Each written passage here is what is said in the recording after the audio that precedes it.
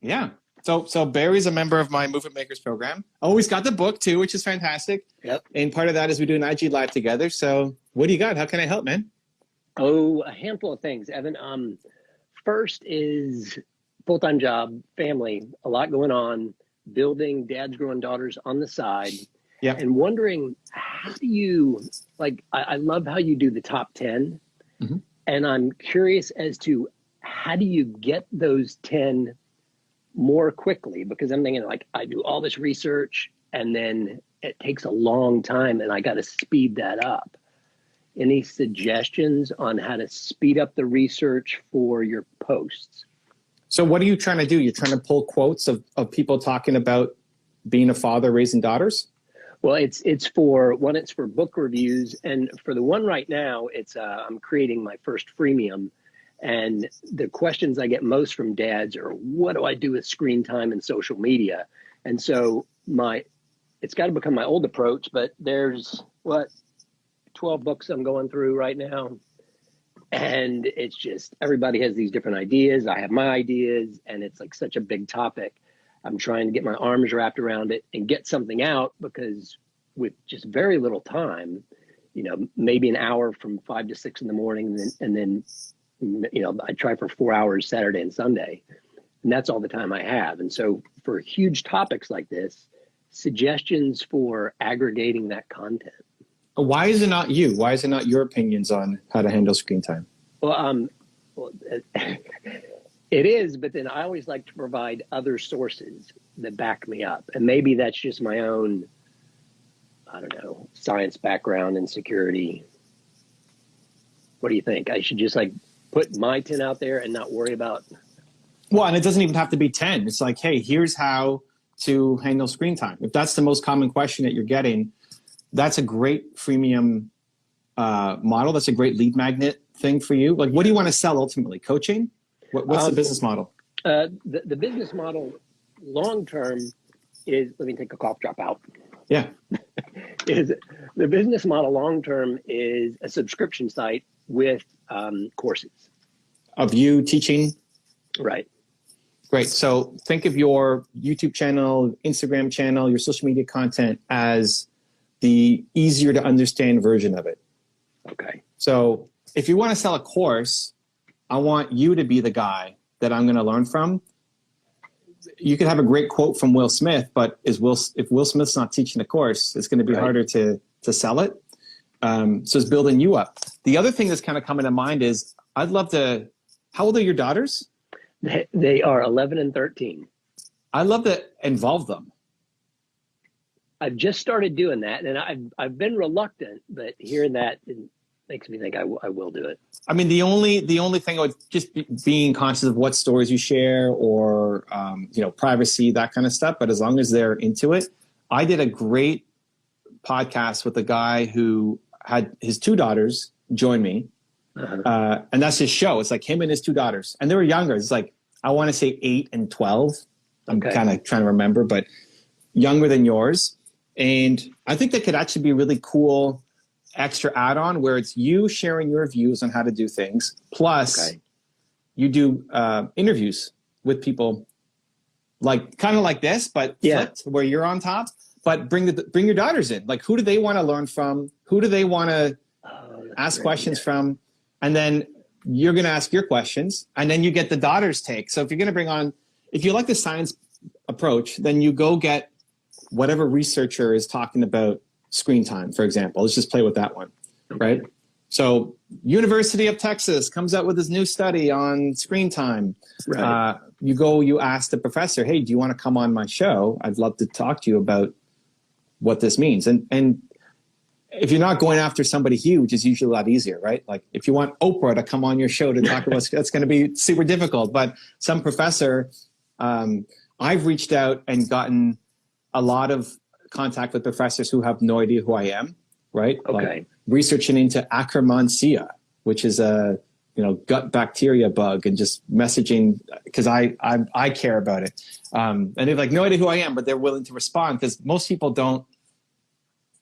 A lot of scientists are really bad at marketing and exposure and getting the message out there. Right. And so you being able to kind of translate the science speak into digestible, consumable nuggets of wisdom. Oh, cool. Could be cool. But your questions are going to come from a certain angle, but then it'd be cool to have your 13-year-old there saying, well, what about this? My 13-year-old is like, I want my phone by my bed. I want my screen time, right? But right. And how do you handle that dynamic, right? Like, how do you make it so that she understands what it's doing to her and whatever the limits are, and then whatever rules you set up, that you're both in agreement, instead of you just saying, no, do it my way because I said so, because I'm the adult here, and until you're 16 and move out, right?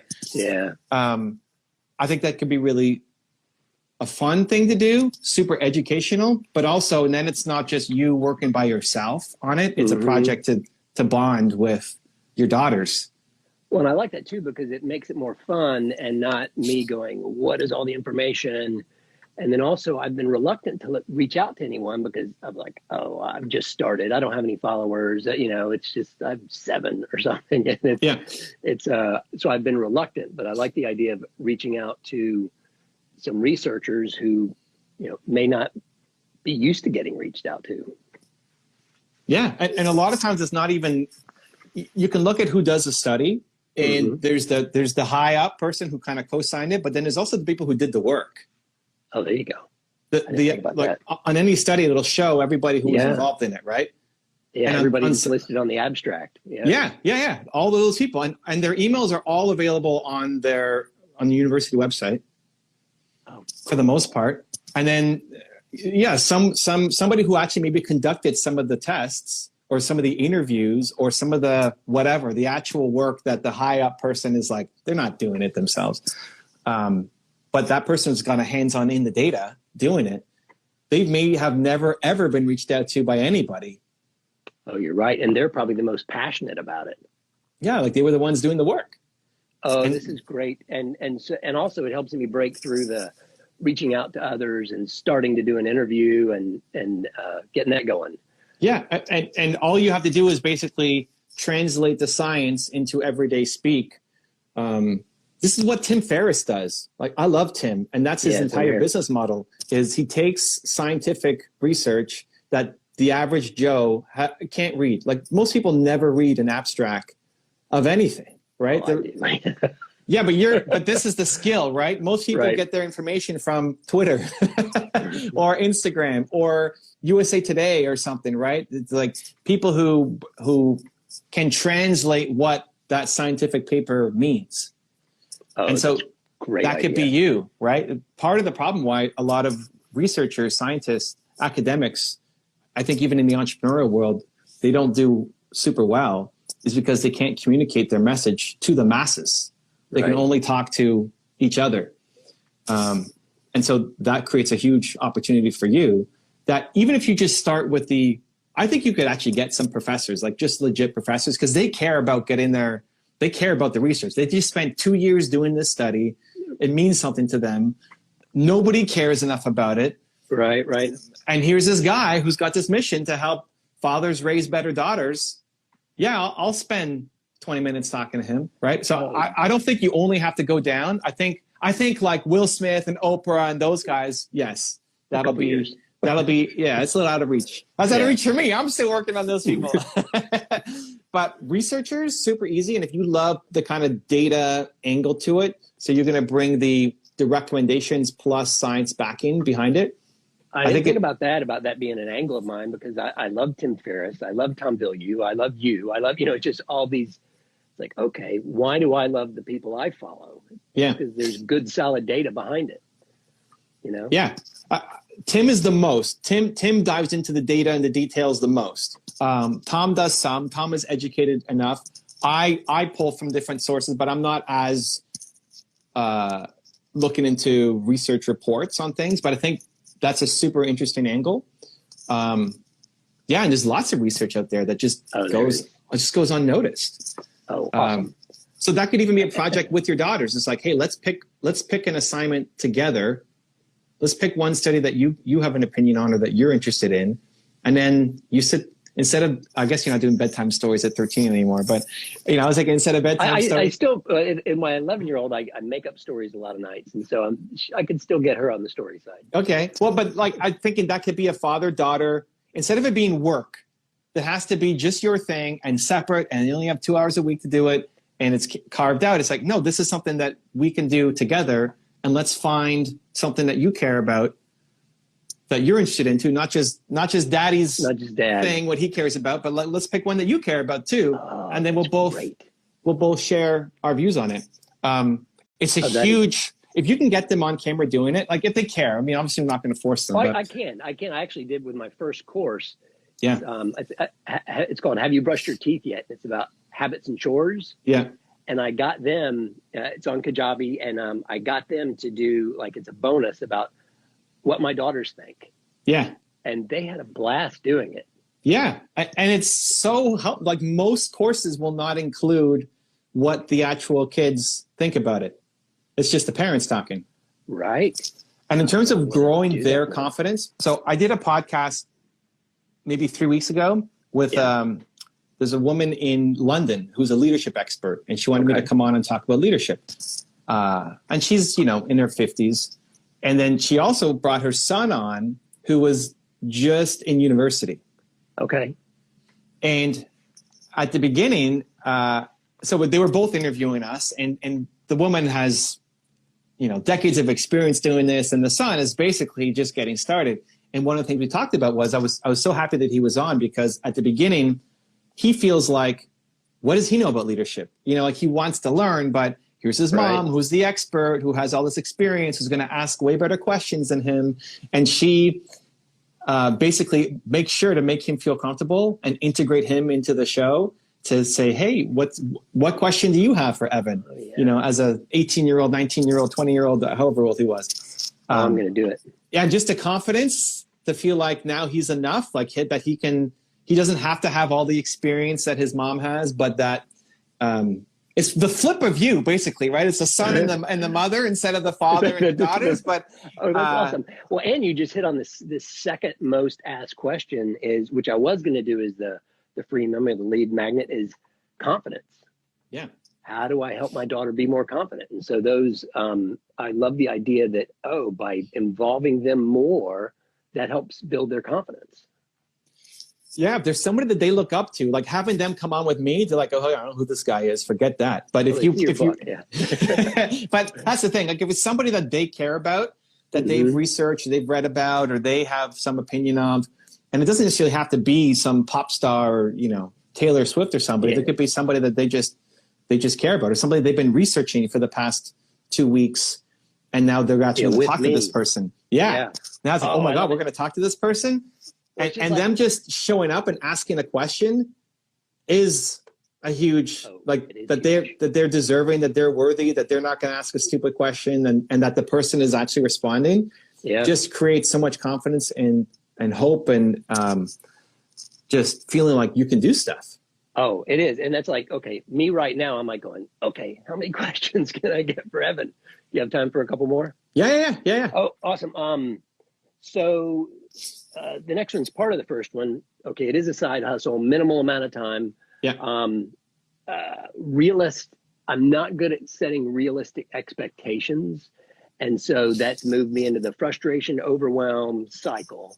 And so any suggestions, recommendations there for, with the minimal amount of time, realistic expectations, and how to use that time the most effectively? So I would flip the expectations of the results, because that's what it is. It's like, hey, how long until I get X, Y, Z accomplished? And flip it to actually enjoying the process of doing the work. Oh, nice. Because if you think about your message to your daughters, as well as your message to fathers who are raising daughters, right? Which is what your whole thing is about. Your message isn't, okay, get them ready so that when they graduate university, they can go get a good job. Oh, no. Yeah. But that's very outcome focused, right? It's, no, enjoy your life with your daughters. Like, make today count. Teach them the things that, right? So you just apply the same mindset to your business, in that if you're going to go interview a University of Kansas City researcher, that it's not just about getting this episode out and trying to get 1,000 views on it.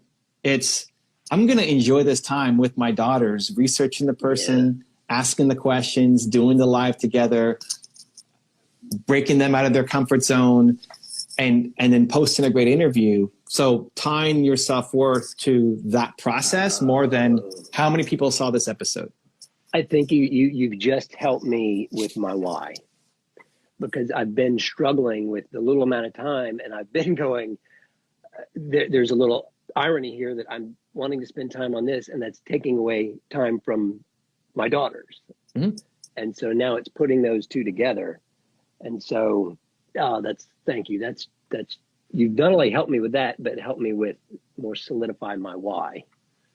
Yeah. I mean, you already had your why and you already had your message. I'm just helping kind of bring it inside the business context of running your business. So one of the things I love the most is my parents are on the wall behind me, right? Like that's my mom. I love it.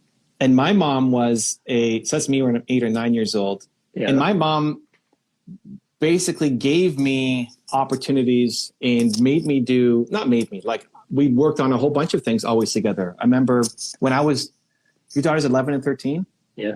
So when I was 13, the Blue Jays had just won the World Series.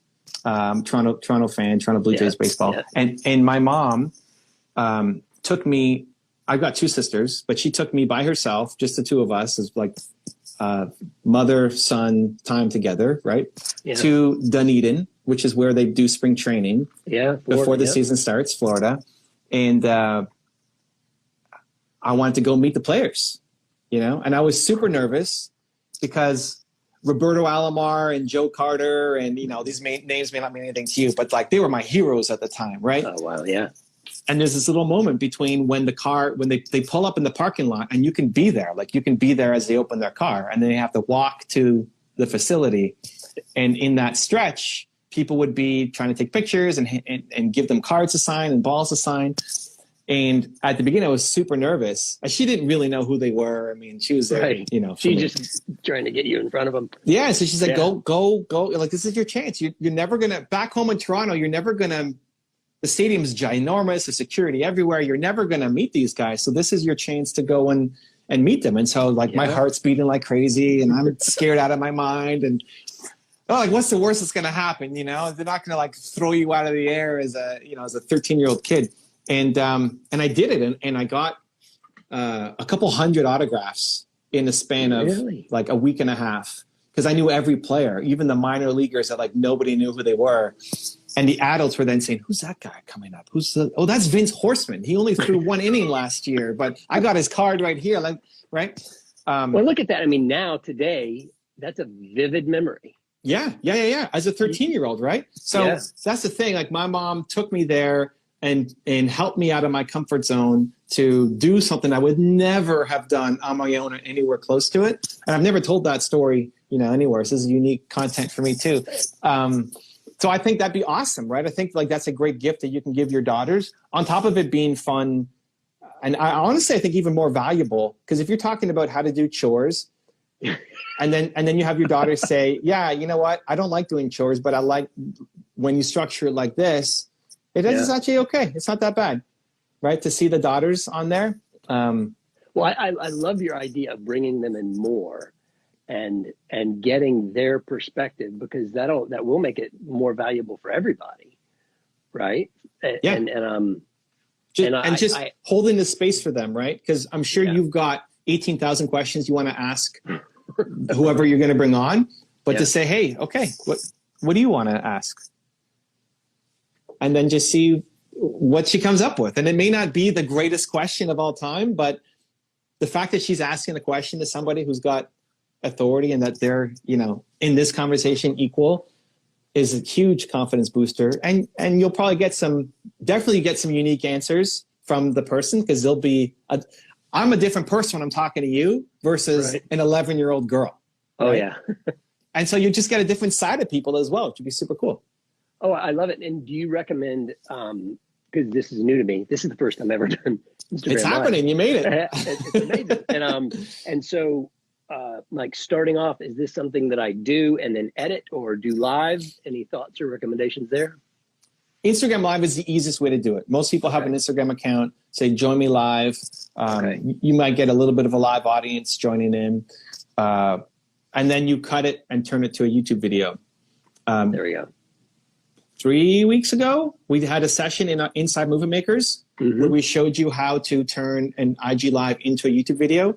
I'll go rewatch that. Yeah, if you weren't on there, rewatch it. I also asked Joshua, who led that session, he's going to make a 1-minute version of it.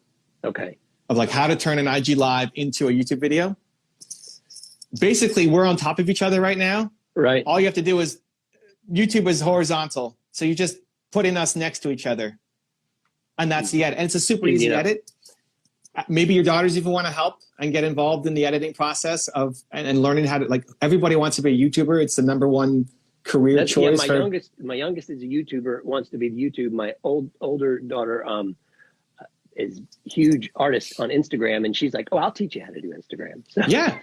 Well, that's it. Like, your 11-year-old could do it. She could cut these videos and put them next to each other. And then your 13-year-old could design the thumbnail that goes on the cover of the video that goes up to YouTube. And so it's this joint thing that we're all putting together. Oh, I love it. I love it. That's breaking through multiple barriers here. The next one, which, no matter how many times I read it, I still struggle, but this is getting over it, I think, is the whole vulnerability. And I like your chapter on sharing is scary.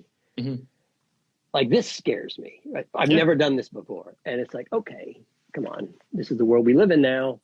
And then, but with the vulnerability, with some of it being like things I don't know that I want my daughters to know yet. Right. So I'm like withholding that. That's just the whole idea, the vulnerability side of it, and telling my story. It is scary, and I'm reluctant to do it. And so but you have the answers, and it's like, you just got to do it, because that's how you end up connecting. You say it all, you end up connecting with other people that's their story. But just getting it down, I've been reluctant to do. Yeah. And, I've got an 11-year-old, so kind of right in between. No, you're 11 and 13, right? Yeah. 11 and 13. It always surprises me of how much he actually thinks like an adult. It's like they're a lot more, you just still think of them as a 5-year-old, but it's like, oh, they're not 5 or 8 anymore. Like, they're actually processing things. Right. I think it'd be super interesting to see. I don't know that your daughters have seen you be unsure of things. No, or not very quite often. Yeah. Maybe a few times in their lives. Like, it's a cool opportunity to actually have them see a side of you that they haven't seen before, and actually lead to greater understanding that, oh, you actually worry about these things, or you're actually thinking about these things, which could help the relationship, not even just with the audience, but the relationship with your daughters be better. Yeah. Because I'm sure your message in your teachings is not hide everything, be perfect. No. Right? So... Like, I just published my YouTube today on a few weeks ago.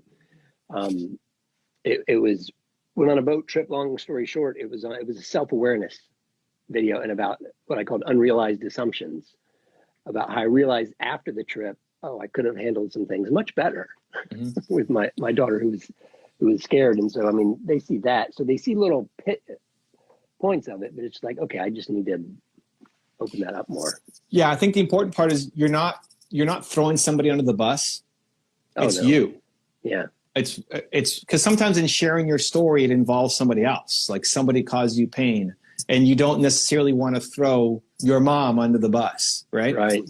So it's the same thing. Like, you don't want to throw your daughters under the bus or make them look bad or say something that might embarrass them.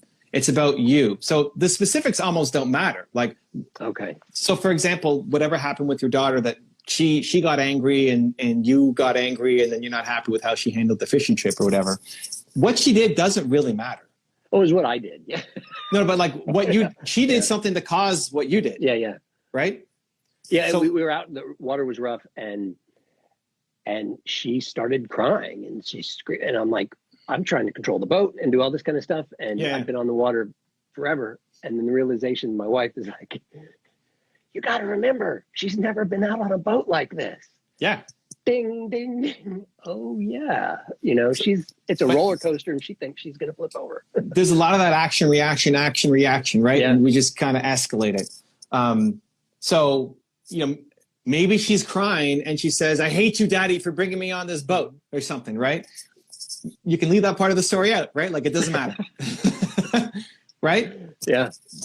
Something that might make her look bad, or she watched it, she may not be comfortable with you sharing that. It doesn't matter that she said that. It matters that she was crying and that you yelled, or you raised your voice, or you were frustrated, or you're just owning your part of the story and sharing that. That's the vulnerability more than what she said or how it exactly got sparked. The fact is, you're on this rough boat. She's crying. You don't have to tell too much about what then she cried and then she peed herself or something, right? Like you don't have to share that. I'm just making stuff up. But right.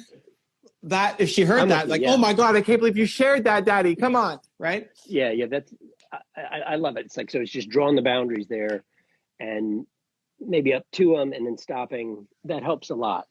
That helps me start framing things. All that matters is that you got triggered and you then reacted in a way that later on you're not proud of.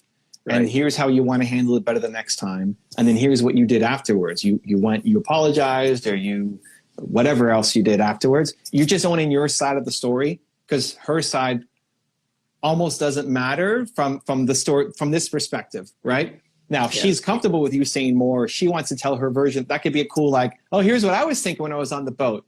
You know, that could be a cool back and forth. That could be. Oh, you're giving me so many ideas. But I mean, and I know we got to go, but it's more the integration, right? So the theme here is not just seeing it as this is my time. I only have 2 hours a week and is by myself. It's integrating it so that maybe you spend even more time, but instead of watching that show at night together, or instead of whatever else you might do together, that may not be as meaningful. Like, hey, let's work on something together to get closer together, as well as help other fathers with their daughters build great relationships too. Oh, Evan. Thank you so much. This has been fantastic. First IG Live. I'm glad you showed up. Yes, it is great that you do this for your community. I love it. Well, good luck. We're cheering you on, and I'll see you inside Movement Makers. All right. Awesome. Much love, man. Much love. Thanks. If you want to see the one-on-one I did with Tony Robbins, check it out right there next to me. I think you'll enjoy it. Continue to believe, and I'll see you there. Tony, welcome aboard, man. Thanks, Evan. Great to be with you.